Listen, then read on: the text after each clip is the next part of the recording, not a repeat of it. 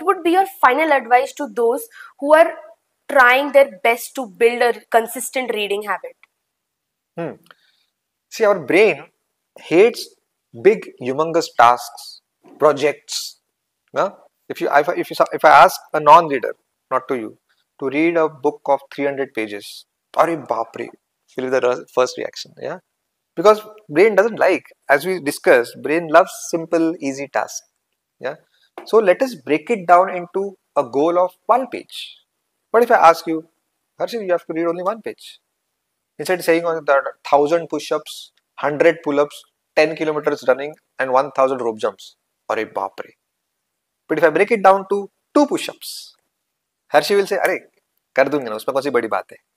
Now, the beauty is there where the momentum. What is more important is momentum and not motivation.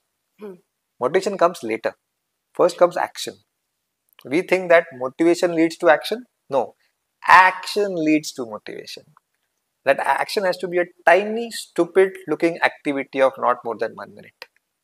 And when you get started and you read that 1 page, you are naturally motivated to read the second page. After doing those 2 push-ups, you get the natural momentum to do the third push-up. पता नहीं उसमें क्या जादू है in action. Law of inertia. You love to be in the state in which you are. अगर सो रहे तो उठने का मन नहीं करता है, जाग रहे तो सोने का मन नहीं करता. I think the law is omnipresent everywhere. So we can use this innate human tendency, the inertia. Whenever I feel low, I just open it and I literally fold that page number 2.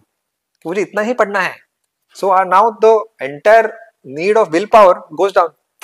I don't need the willpower to read 1 page. So I get started. At least open the book in spite of feeling low.